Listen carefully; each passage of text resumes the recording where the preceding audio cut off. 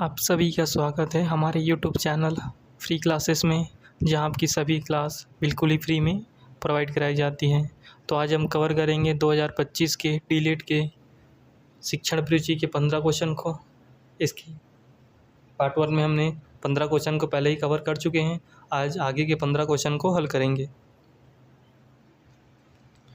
Class शुरू होने से पहले एक बार क्लास को लाइक कर दीजिए और चैनल को सब्सक्राइब कर दीजिए। तो आज का हमारा पहला क्वेश्चन है कि पियाजे के अनुसार बच्चों का ज्ञान खालिस्तान और खानिस्तान की प्रक्रिया द्वारा बढ़ता है। तो जो बच्चों का विकास है किसकी प्रक्रिया द्वारा बढ़ता है आपको बताना है। किसके अनुसार? तो जीन पियाजे के अनुसार। ठीक, जीन पियाजे के सिद्धांत हमने पढ़ चुके। उसमें क्या क्या पढ़ा हमने?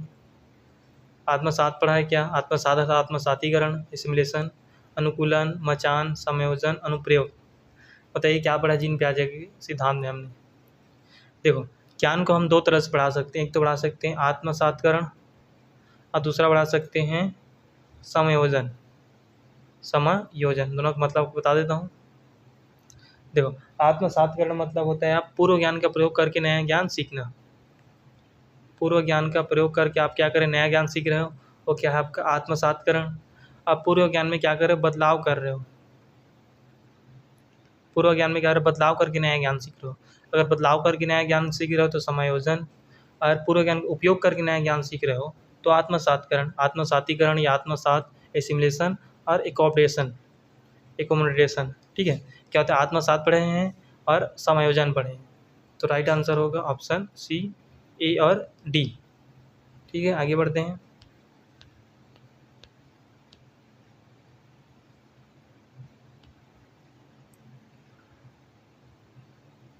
अगला क्वेश्चन में कथन कारण वाला है, जिसमें कथन है सामाजिक व्यावसायिक रुचि वाले लोग, मतलब जो समाज में व्यवसाय करने वाले लोग होते हैं या लोग सीखने या बढ़ने के लिए दूसरों के साथ काम करना पसंद करते हैं। ठीक है, देखो अगर सामाजिक व्यवसाय वाले मतलब समाज में व्यवसाय करता है तो दूसरे के साथ काम करना पसंद करेंगे ही। तो क्या होगा? पहला तो सही है, कथन तो सही है। अब इसका कारण देखते हैं। वे अक्सर एकांत कार्य वातावरण की ओर आकर्षित करते हैं। नहीं, अगर सामाजिक व्यवसायी वाला है मतलब समाज में कार्य करना चाहेगा, एकांत में नहीं चाहेगा, ये गलत है। ठीक है, अगर सामाजिक व्यवसायी वाला है जैसे कि समाज के साथ रहना चाहता है तो एकांत में कहाँ रहेगा? समाज के साथ व्यवसाय करेगा तो उसका उन्नति होगा। तो राइट आंसर होगा कथन सही, लेकिन कारण क्या है? गलत है। ठीक है, कथन तो सत्य है लेकिन जो कारण क्या है? असत्य है। आगे बढ़ते हैं।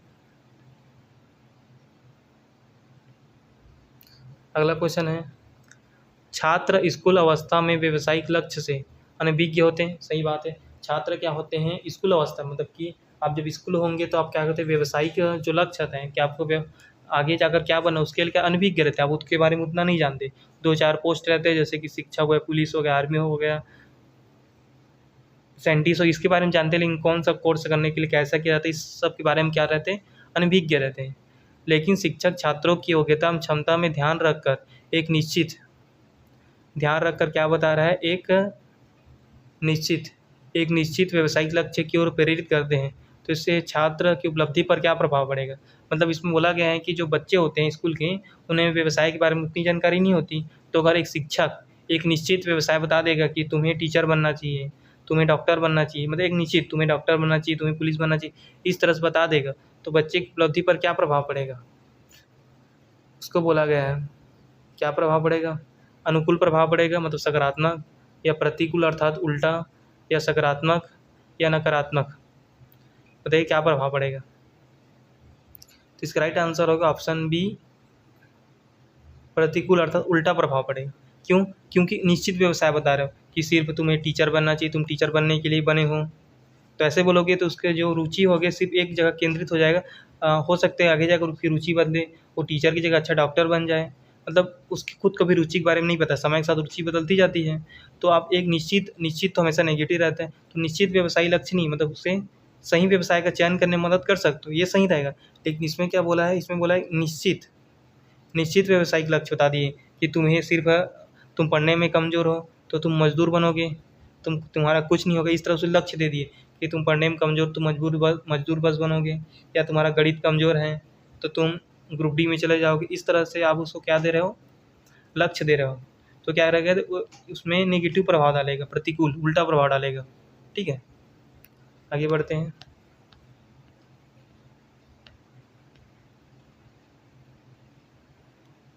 अगला क्वेश्चन है, नीचे दिए गए कार्यों को उस उपयुक्त क्रम में व्यवस्थित कीजिए जो व्यावसायिक रुचियों की पहचान और विकास के लिए उपयुक्त है। मतलब कि जो व्यावसायिक रुचियों की पहचान मतलब कि जो आपकी व्यावसायिक रुचियों की पहचान करने में सबसे ज़्यादा उपयुक्त है उसे पहले चुनना है। ठीक है, तो इसमें ऑप्शन दिया है, विभिन्न करियर विकल्पों का अनुभव या शोध के माध्यम से अन्वेषण करना, ये ज़्यादा इम्पोर्टेंट है। या व्यक्तिगत ताकत, मूल्य और रुचियों की पहचान करना, ये ज़्यादा अच्छा है। या चुने गए व्यावसायिक क्षेत्र के लिए आवश्यक शिक्षण कौशल प्राप्त करना, ये आवश्यक है। या क्षेत्र में पेशेवरों से सलाह मार्गदर्शन, ये आवश्यक है। या पिछले अनुभव उपलब्धियों पर विचार करना, प्राथमिकता निर्धारित करना, ये इम्पोर्टेंट है। देखो इससे ये तो पता लग गया। देखो इस ऑप्शन को देखो, कौशल प्राप्त करना, सी, कौशल प्राप्त करना। देखो कौशल कब प्राप्त करोगे, आप अंतिम में करोगे। जैसे आपको टीचर बनना है तो कौशल कब प्राप्त करने आओ, अब अंतिम में आओ। पहले अपनी रुचि देखो हो, फिर आसपास के पूछे हो, प्रशिक्षण की मतलब कि आसपास से जानकारी इकट्ठा की होगी कैसे जॉब लगता है। उसके बाद अंतिम में क्या करोगे, कौशल प्राप्त करोगे। ठीक है, अंतिम में क्या करोगे, कौशल प्राप्त करोगे। ये नहीं कि आप किसी से पूछे नहीं हो, सीधा डी.एड बी.एड में एडमिशन हो गए, फिर पूछते हो कि डी.एड बी.एड करके क्या बना जाता है, इस तरह से नहीं। आप पूछ लोगे पर मतलब निर्धारित कर लोगे, अपनी रुचि देख लोगे, उसके बाद अंतिम में क्या करोगे, कौशल प्राप्त करोगे। ठीक है, तो तीसरा ऑप्शन लास्ट में रहना चाहिए। देखो ये लास्ट टाइम तीसरा बस है, इसमें नहीं है, इसमें नहीं, इसमें नहीं, तीनों को काट दो। तो राइट आंसर क्या होगा, ऑप्शन ए। इस तरह से देखा जाए तो राइट आंसर क्या होगा, ऑप्शन ए। अब एक को भी पता रहे तो ऑप्शन बना सकते हो, लेकिन एक एक एक्सप्लेन कर लेते हैं। ठीक है, ये पता लगे कितना ऑप्शन है इसमें, 5। तो कौशल वाला तो आ गया 5 में। ठीक है, अंतिम में कौशल प्राप्त करोगे।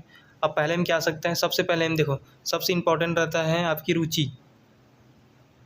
कहीं पर लिखा रहे तो क्या रहेगा, रुचि आपकी बहुत इंपॉर्टेंट होती है। तो रुचि क्या करोगे, पहले में डालोगे। ठीक है, तो ये क्या रहेगा, पहला। रुचि क्या होता है आपका, पहला होगा। ठीक है, रुचि पहला हो गया। अब व्यवसाय तो लास्ट हो गया, अब बच गया बीच का।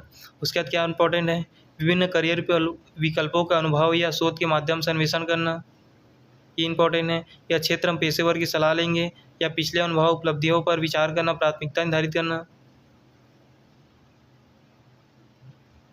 विभिन्न करियर विकल्पों का अनुभव या शोध, हाँ। इसके बाद क्या करोगे, आप रुचि चुन लिए, उसके बाद क्या करोगे, जो विकल्प है जैसे आपका टीचर बनने का है, ठीक है, आपकी रुचि आपको पुलिस, उसके आप क्या करोगे, विकल्पों का अनुभव करोगे। मतलब कि कौन सा आपके लिए ज़्यादा अच्छा है, एक बार देखोगे कि किसी का जॉब लगे तो उसको क्या क्या सुविधा मिल रही है, क्या क्या, तो इसको क्या करोगे, दूसरे में डालोगे। ठीक है, नहीं इसको दूसरा में नहीं डालेंगे, इसको डालेंगे तीसरा में। इसमें दिया तीसरा, तीसरा में डालेंगे। दूसरा क्या है, ये है अपने पिछले अनुभव और उपलब्धियों पर विचार करना, प्राथमिकता निर्धारित। सबसे पहले आप क्या प्राथमिकता निर्धारित करोगे। ठीक है, कि सबसे अच्छा मेरा शिक्षक है, दूसरा में पुलिस है, तीसरा में आर्मी है। इस तरह से क्या करोगे, आप प्राथमिकता निर्धारण करोगे। उसके बाद क्या करोगे, शोध करोगे। ठीक है, उसके बाद क्या करोगे, पेशेवरों की सलाह लोगे। जैसे आपको टीचर बनना है तो किसी ने किसी सलाह लिए होंगे कि मुझे डी.एड बी.एड करना चाहिए कि नहीं। फिर अंतिम में क्या करोगे, कौशल प्राप्त करोगे। तो राइट आंसर ऑप्शन ए। ठीक है, आगे बढ़ते हैं। अगला क्वेश्चन है हमारा, कक्षा में समूह संबंध को सुधारने की प्रवृत्तियां में कौन सा अलग है। मतलब इसमें से कौन सा नेगेटिव है बोल रहा है, कक्षा प्रबंधन को सुधारने में कौन सा अलग अलग मतलब नेगेटिव है। तो कौन सा नेगेटिव, इसको बताना है आपको। प्रभावशाली में योग्य शिक्षक, उचित संचार, परामर्श केंद्र, या तानाशाही शिक्षक। तो इसमें नेगेटिव एक ही लग रहा है, तानाशाही शिक्षक, जो क्या करेगा, किसी की नहीं सुनेगा, सिर्फ अपनी सुनेगा। ठीक है, देखो समूह प्रबंधन को सुधारने में प्रभावशाली योग्य शिक्षक तो कामदार रहेगा, उचित संचार भी कामगार रहेगा, परामर्श केंद्र भी कामगार रहेगा। तानाशाही जो शिक्षक रहेगा वो कक्षा प्रबंधन को सुधार ही नहीं सकेगा, और क्या करेगा, बिगाड़ देगा। वो क्या करेगा, बिगाड़ देगा। ठीक है, तो अलग क्या है, ये है।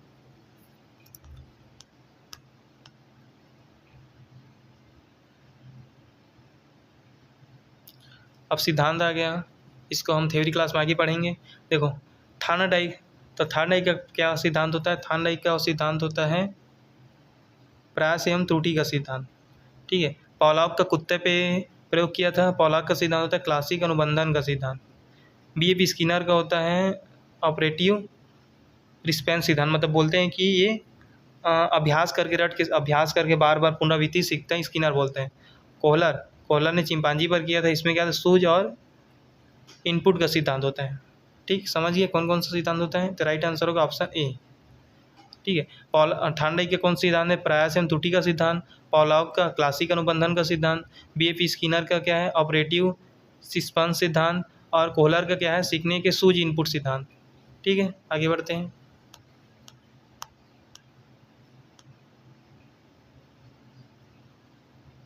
अगला क्वेश्चन है, प्रभावी शिक्षण अधिगम प्रणाली को डिजाइन करने में शिक्षार्थी विशेषताओं के किस समूह को सहायक माना जा सकता है। नीचे के कोड का चयन करना है।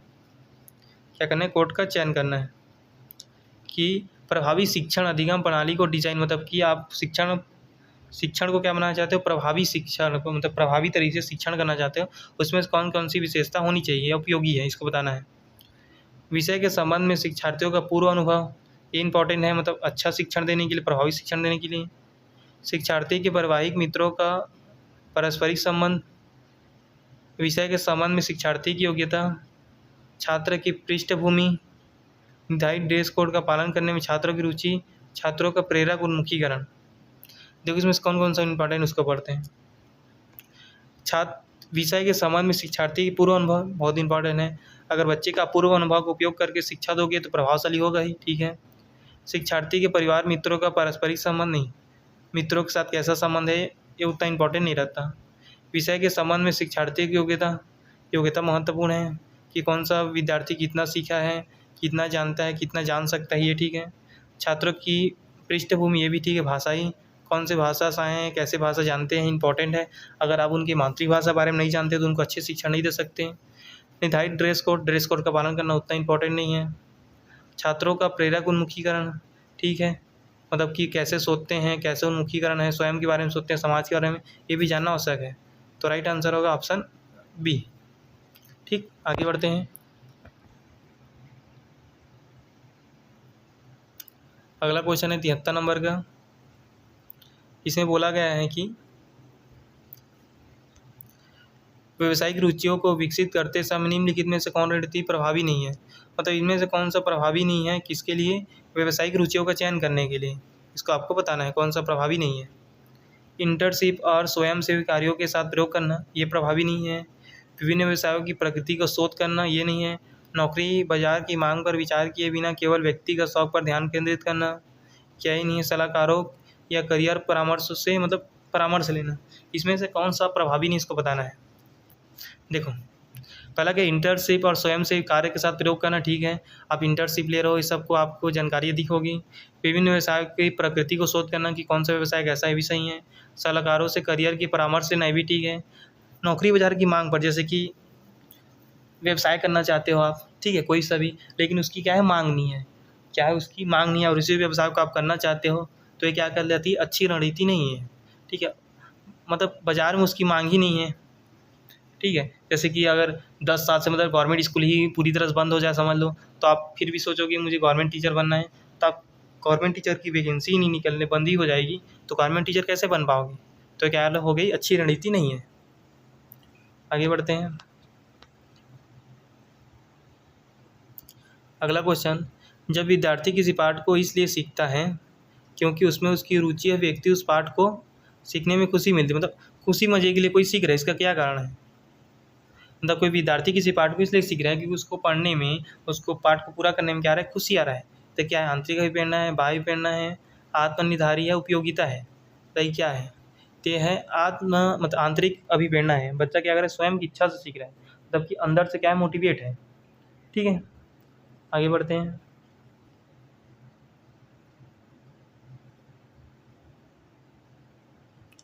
निम्नलिखित में से कौन सा अधिगम के सबसे प्रभावी कारक है। अधिगम अर्थात सीखने के सबसे प्रभावी कारक कौन कौन से बताना है। सरकारी रणनीति है, अभिप्रेरणा है, अभिक्षमता है, रुचि है, भौतिक सुविधा है। बताइए क्या है, इसमें अधिगम के प्रभावी कारक कौन कौन से हैं। तो देखो, सरकारी रणनीति उतना इम्पोर्टेंट नहीं रहता। अभिप्रेरणा अर्थात मोटिवेशन आपकी बहुत इंपॉर्टेंट है, अगर मोटिवेट रहोगे तो अच्छा कर पाओगे। अभिक्षमता, आपकी क्षमता भी इम्पॉर्टेंट है। अभिरुचि, रुचि बहुत इंपॉर्टेंट है, ठीक है। उसके बाद भौतिक सुविधाएं उतना इंपॉर्टेंट नहीं है। तो क्या है, बी, सी और डी। तो राइट आंसर ऑप्शन बी। देखो, सरकारी नीति उतना इंपॉर्टेंट नहीं है, ठीक है। अभिप्रेरणा तथा रुचि, आपकी अभिप्रेरणा मतलब आपकी जो मोटिवेशन, आपको जैसे कि आप अगर ज़्यादा अच्छे से मोटिवेट हैं, आंतरिक रूप से मोटिवेट हैं, तो आप क्या करो, अच्छे से सीख सकते हो। आपकी क्षमता इंपॉर्टेंट है, आपकी रुचि भी इंपॉर्टेंट है, ठीक है। भौतिक सुविधा उतनी नहीं है।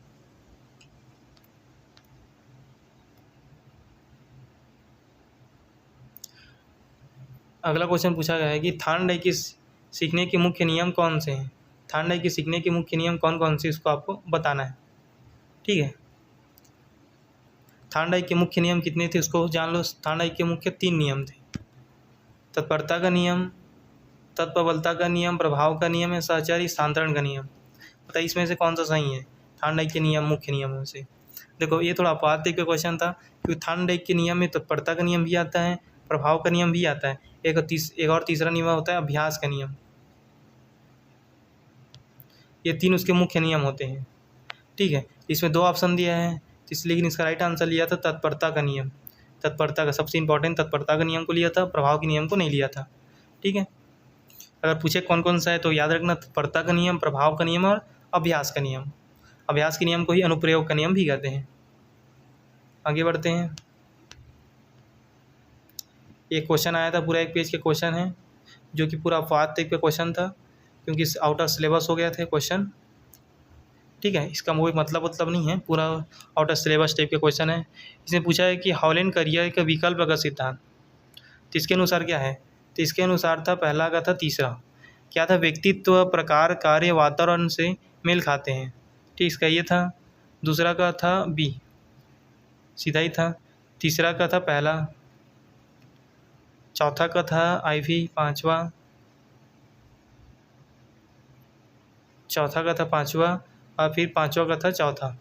देख लीजिए इसका आंसर क्या क्या होगा, क्योंकि आउट ऑफ सिलेबस तो इसका उतना इंपॉर्टेंट है नहीं, उसका मतलब बस सिद्धांत दिया, सिद्धांत में क्या क्या बोला गया उसको दिया गया है, ठीक है। बार देख लीजिए, पहला का तीसरा रहेगा, दूसरा का फिर दूसरा ही रहेगा, तीसरा का क्या रहेगा, पहला रहेगा, चौथा का क्या पाँचवा रहेगा, पाँचवा का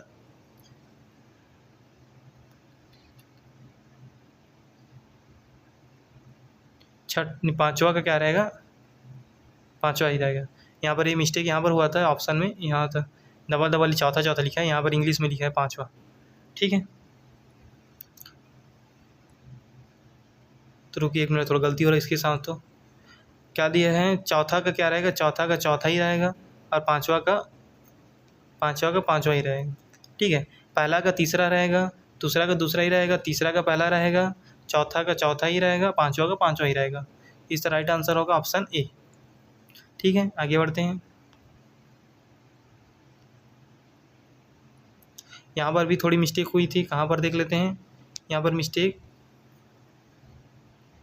हुआ था इस जगह, देखो यहाँ पर क्या लिख रहा है, यहाँ पर भी सी दिख रहा है, यहाँ पर भी सी दिख रहा है, यहाँ पर भी सी आया था, यहाँ पर भी सी आया था, ठीक है। इस तरह से इसमें थोड़ी मिस्टेक हुई थी।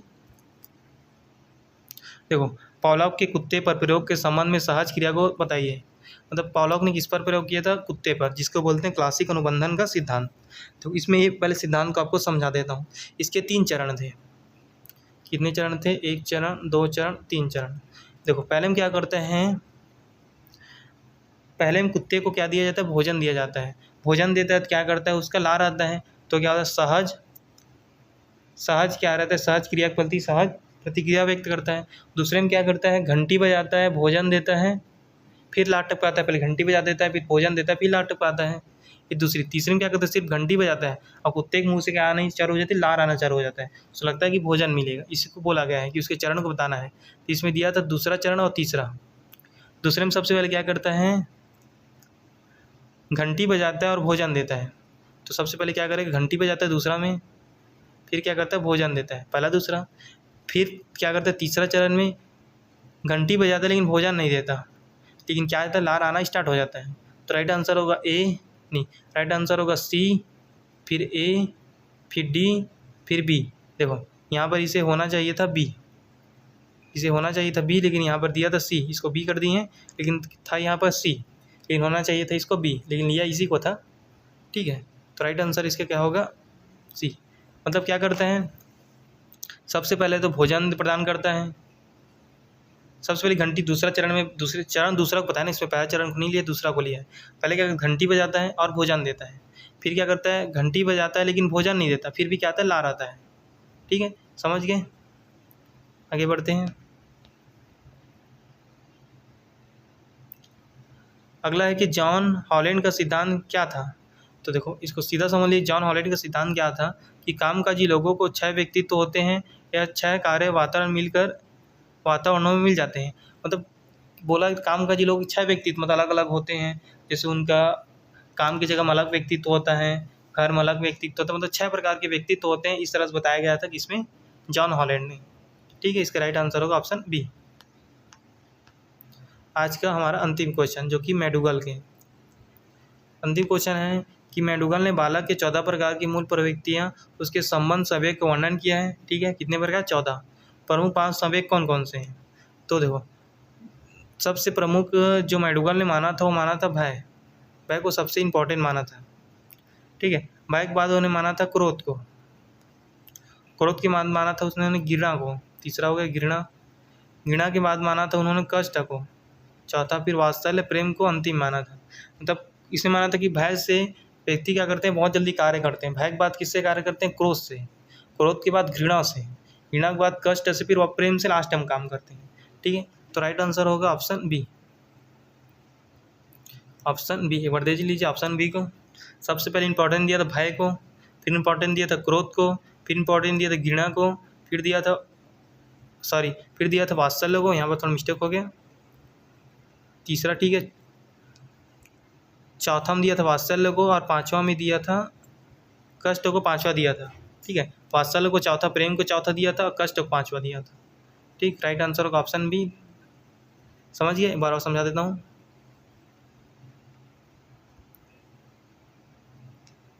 सबसे पहले किसको दिया? सबसे पहले दिया था भय को। सबसे पहले दिया था भय को, उसके बाद दिया था क्रोध को, उसके बाद दिया था घृणा को, फिर इसके बाद दिया था वात्सल्य प्रेम को, फिर अंतिम दिया था कष्ट को। ठीक है, इस तरह से हमारे शिक्षण अभिरुचि के जो 30 क्वेश्चन कंप्लीट होते हैं, जो कि आपके लिए बहुत इंपॉर्टेंट थे। अगर क्लास आपको अच्छा लगा तो क्लास को लाइक कर दीजिए और चैनल को सब्सक्राइब